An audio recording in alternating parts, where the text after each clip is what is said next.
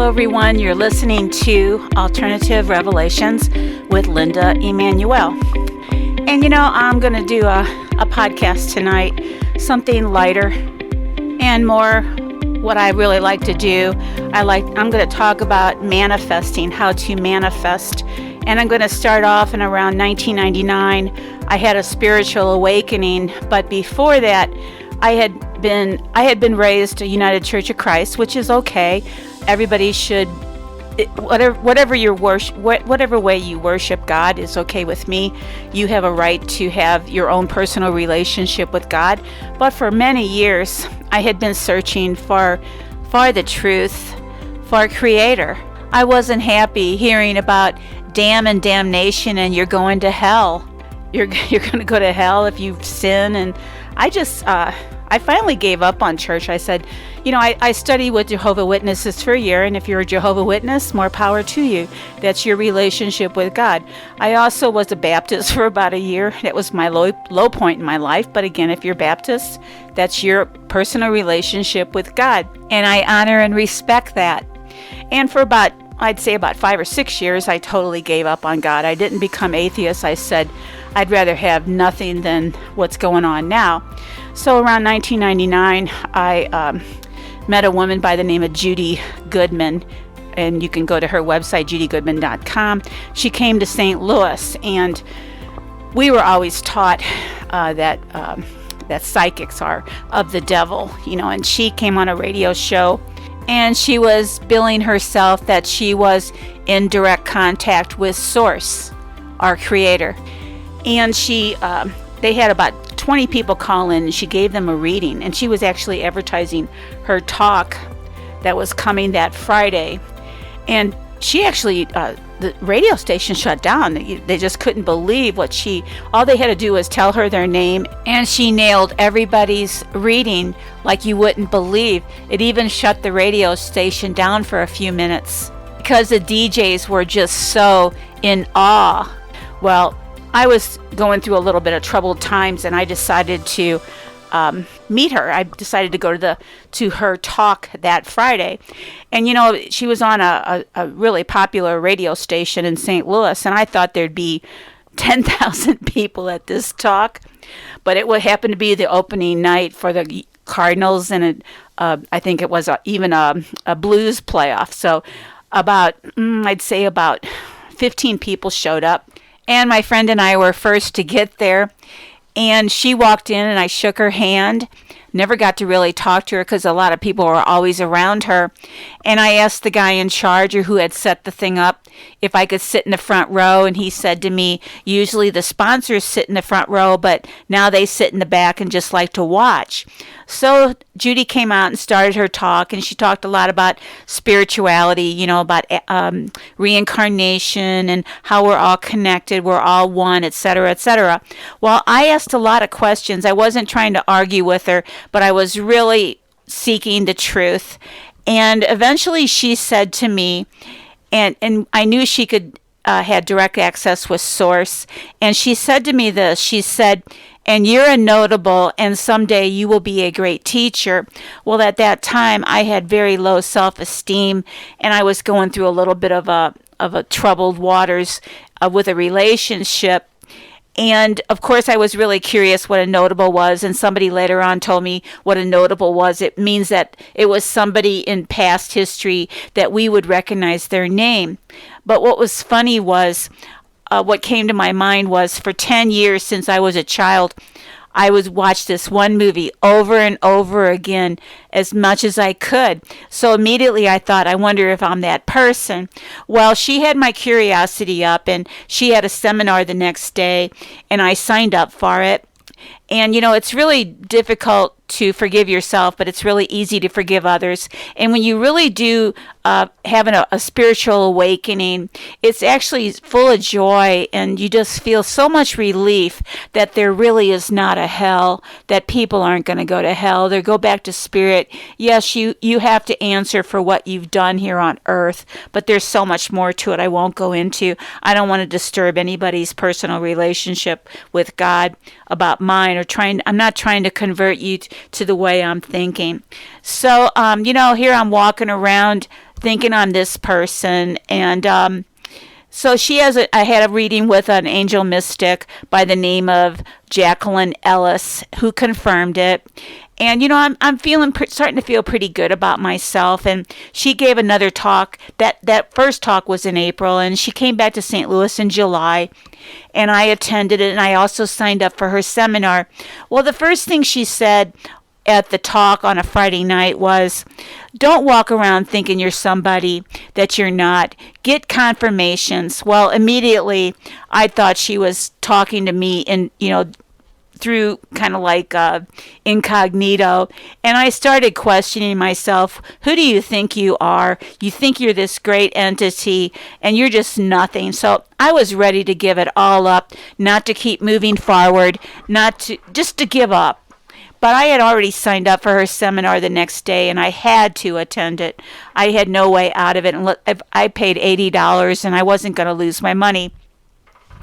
So I attended the seminar the next day, and there was only 8 people at the seminar, and I sat in the very back row. There were about 6 rows. I kind of stuck out like a sore thumb. I wasn't trying to disrupt anybody, but she got a headache right before lunch, and she didn't go to lunch with us, and we broke up into 2 groups, and the 4 of us went to lunch together, and there was an Eileen and a Linda, and then there was me, Linda, and there was one other gal.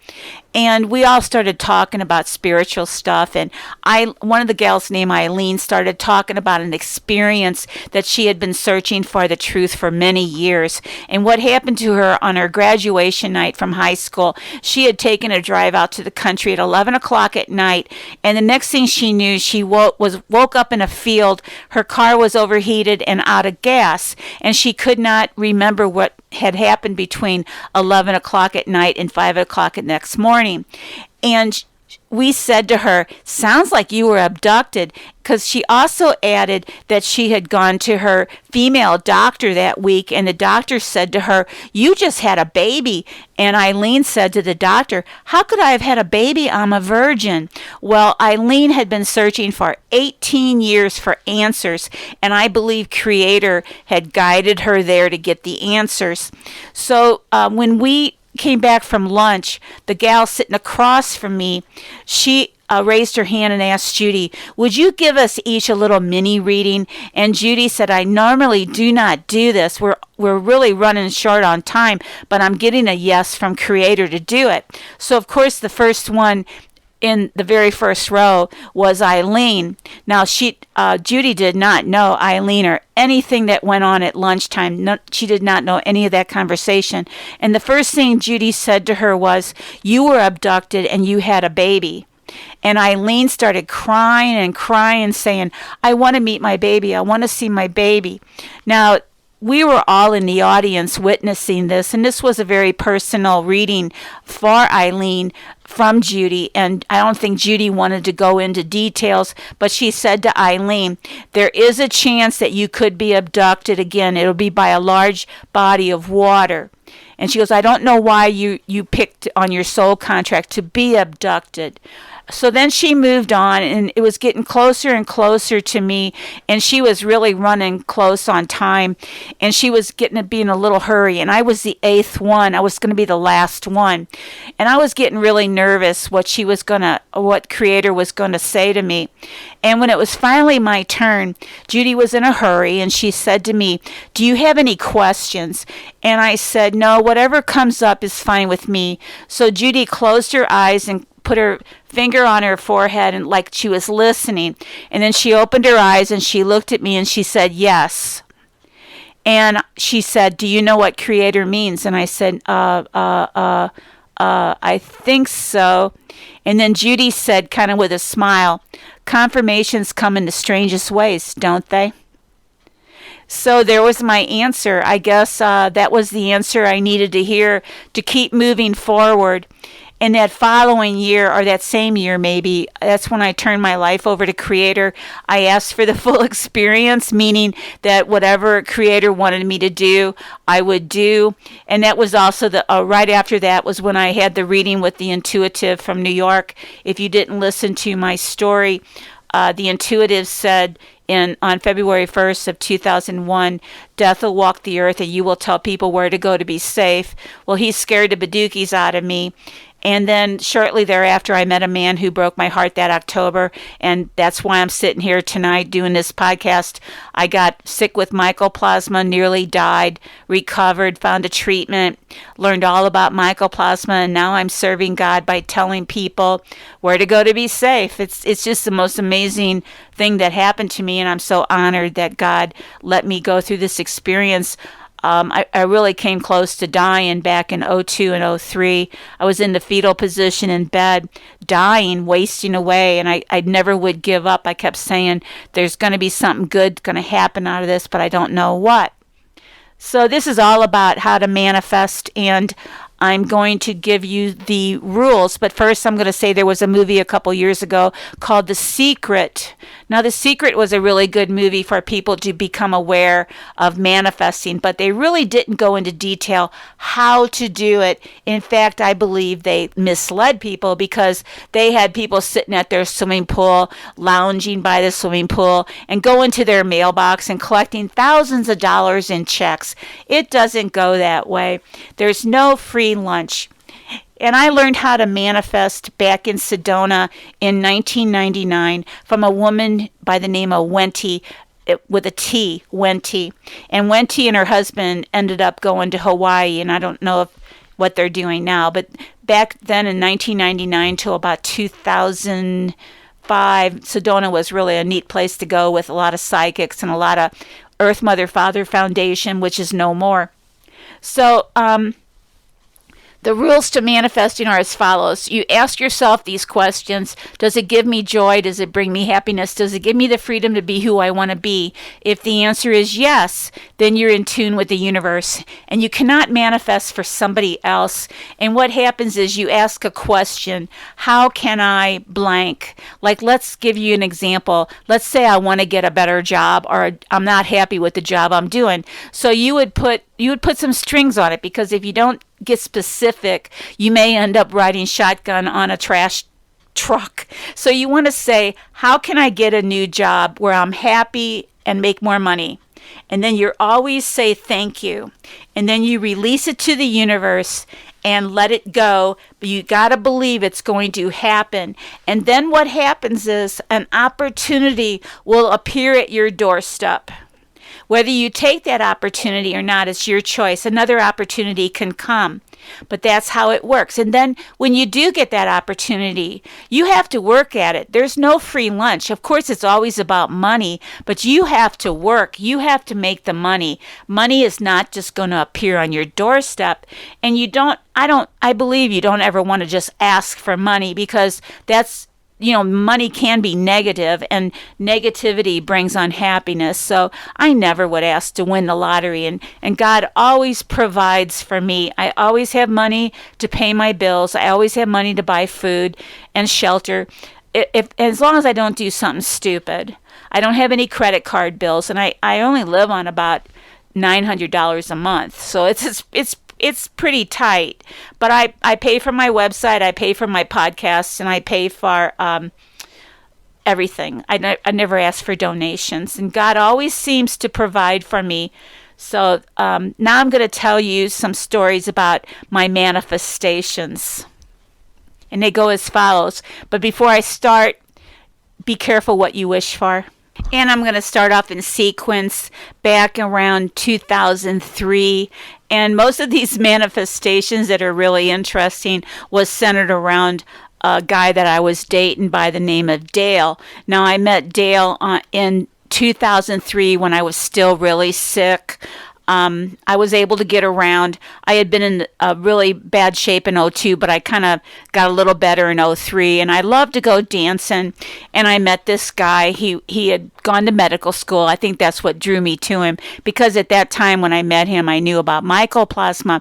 But he was bipolar, and he had herd mentality, like training in medical school.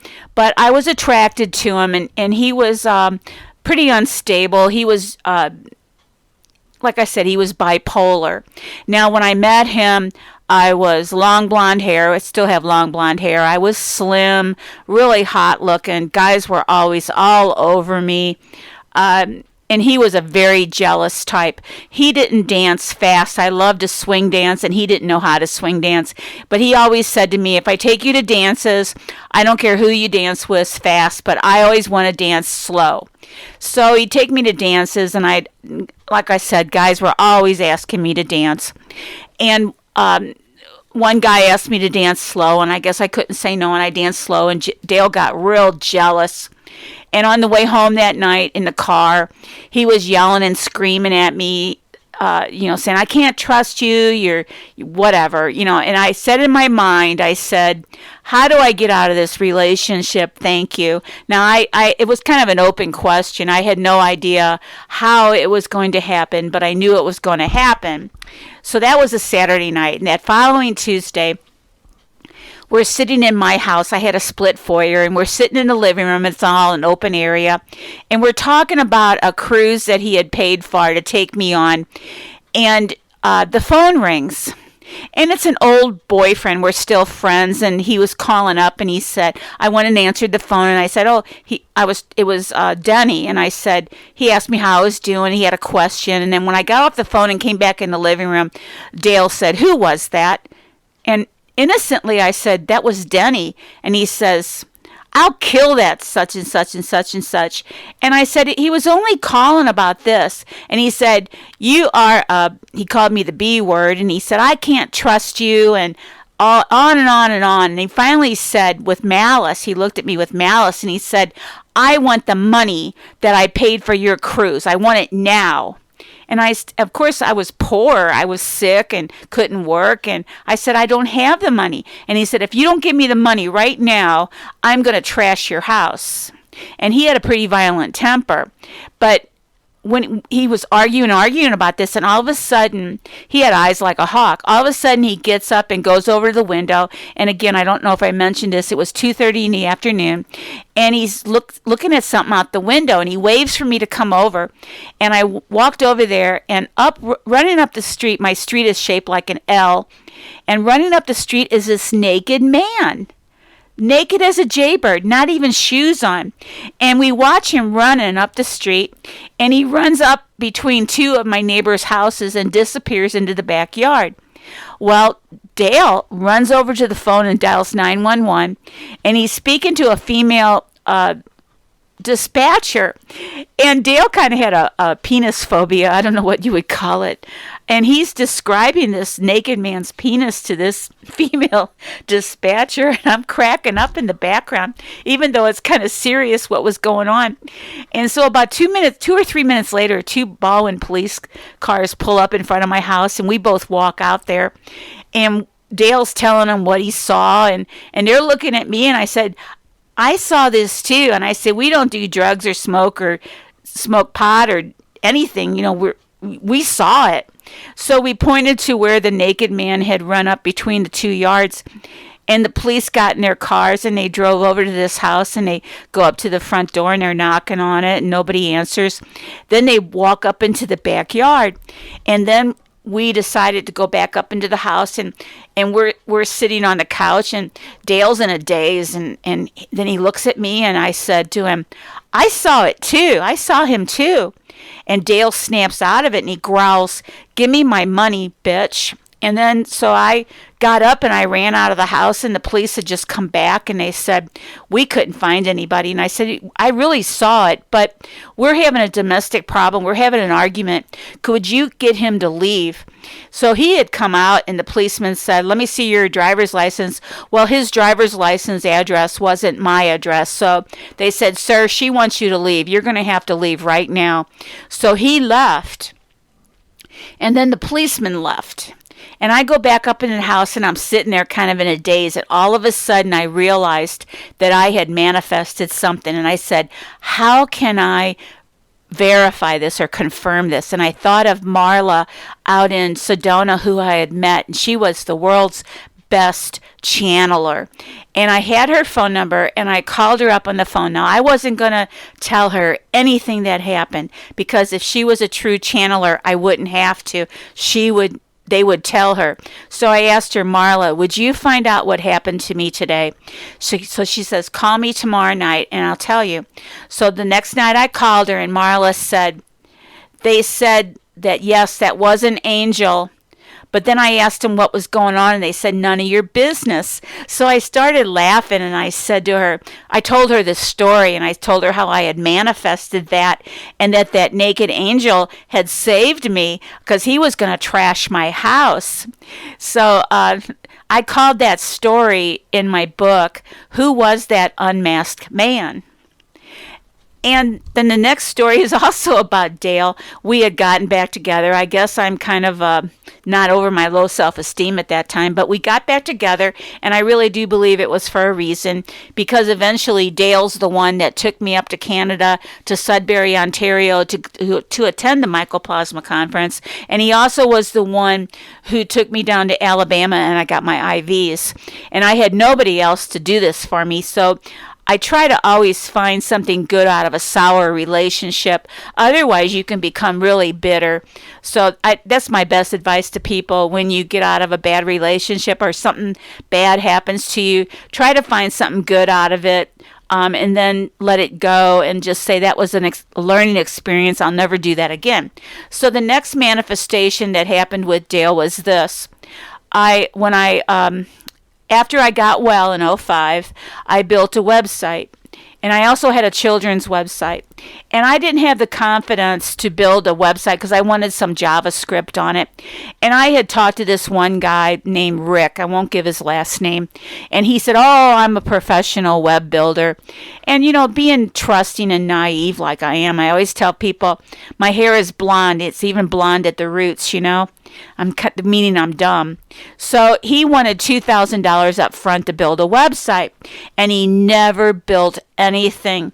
And I would call him, and he'd say he's going to come out. He never showed up. The straw that broke the camel's back was when he left a business card on my door with a note saying, I will do the program tonight and deliver it tomorrow, and he never showed up. Now, Dale said to me, this guy's a drunk, he's a deadbeat, you're never going to get your money back. And I said to Dale, I said, yes, I will. I have clean hands, the universe will return my money. Well, Dale wasn't a believer. He didn't believe about mycoplasma. He wasn't spiritual. He was kind of like anti-Linda, but it was kind of a challenge. So he taught me, he showed me how to file a small claims court filing, and that's what I did. And then about a week and a half later, I get a phone call. It's the Judge Alex show.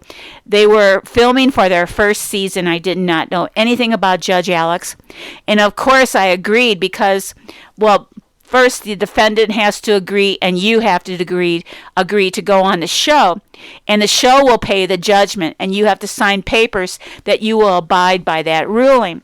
Now the Judge show, where they filmed was at the Fox Studios in Houston. So separately, they flew me down and they flew the defendant down separately. They paid for each of our hotels separately, separate hotels. They gave me, I think it was $25 for food, and they flew me down on a Friday. And they were filming on a Saturday, and Saturday was the last day of filming. They were going to have a big party that night, and Judge Alex's wife was down there. She was in the audience, and we were the second last show of the first season to be filmed. And Dale was a witness to everything, but they would not pay for Dale's flight to go down. He had to pay for his own flight down. So when we got to the Fox Studios, they picked us up in a limo at the Houston airport, and they drove us out to the studios to check in. This was on a Saturday, actually. Friday, they took us to the hotel. We stayed overnight. The next day, they picked us up in the limo, and we took us to the studios, and we checked in. And while I was checking in at the studio, the weirdest thing happened. There was an African-American security guard standing there, and he said to me, I know you. And I go, you do? And he goes, yeah, I wrote you a ticket last year in St. Louis. And I go, oh my gosh. I recognized him then. He gave me a ticket, my only ticket. I made an illegal left turn not a green arrow, but that's not the story. So we were laughing about that. So what happens when you go on a judge show, they assign you to an assistant producer who's usually a young gal, and she takes all your evidence and she hears your story, and now the Judge Alex show, I don't know what the other shows do, the Judge Alex show does not put words in your mouth, but they want to hear what you got to say. Then they collect the evidence from both of us, and the defendant and I were never in the same room going over the pre-production. And so about a half hour before the show is taped, the producer, the judge, and the director, I guess there is a director, they all go back for a meeting to discuss the strategy of the case. And the defendant and I knew nothing what was going to happen. And what they did was I start off with my story, and I was very, very nervous. And fortunately, the defendant interrupted me saying I was lying, and that set him up. Judge Alex had all the evidence, and the defendant said that he had done work for me, and then Judge Alex said, well, here's the contract said you're supposed to document everything. Show me your documentation. Well, of course, the defendant could not show him any documentation, and then he said, she never gave me anything to do. And he goes, well, what's this business card saying that you will deliver the program tomorrow? And so the defendant had no idea that he was being fried, and Judge Alex made such a fool of him. Everybody in the audience was laughing. He had us all almost in tears. And I did win the judgment. I got my $2,000 back, and the judge show paid it. So on the way back to St. Louis on the airplane, I forgot to mention that they asked anybody in the audience if they would give up their seat for Dale, and nobody would give up their seat for Dale to sit through the trial. So Dale had to sit down in a break room and look at it through like closed caption TV. It was like live, but he was in a break room. So on the way back to St. Louis, we're sitting on the plane, and I kind of jibed him. I said, see, the universe returned my money. I had clean hands. And Dale kind of grumped, he said, oh yeah, right. So that was another manifestation. And my next manifestation is when Dale took me up to Sudbury, Canada, and I got to talk to the researchers, the mycoplasma researchers. And at that time, they did not know what could kill mycoplasma. And I put it out to the universe. I put it out to Creator, because I knew the reason I got sick was to find a treatment. And I put it out to the universe. I said, if you want me to help people get well, find me a treatment. And sure enough, I got led to the doctor down in Alabama, and I got 2 treatments of myosilver protein, and it knocked it right out. And I'm sitting here today witnessing that I'm fine and well, got well. So those are some of my manifestation stories. Those are the interesting ones. If you want to read more about my unusual life after I got my spiritual awakening, you can read my book for free called The Messenger on lindaemmanuel.com, and just go to the book and you can read it for free. So that wraps it up about manifesting, and next week is the big podcast with Dr. Taylor. He's driving up from Florida to do the podcast with me, and I'm also going to work on his website with him. And getting back to manifesting, each and every one of us has a gift, and just because I manifest doesn't mean that you can't manifest. Just be careful what you wish for, because you never know what you're going to get. And I'm going to end the podcast with this little ditty I wrote about manifesting. I did mention it in another podcast, but here it goes. So wishing is like fishing. What you catch depends on what kind of bait you use and how you cast out your line. So be careful of what you hope to tackle, and don't be surprised if you need a larger boat, because you may be reeling in something far larger than you ever expected to net. For at the end of that hook may be your worst nightmare. Moby Dick. So until next time, good night and God bless.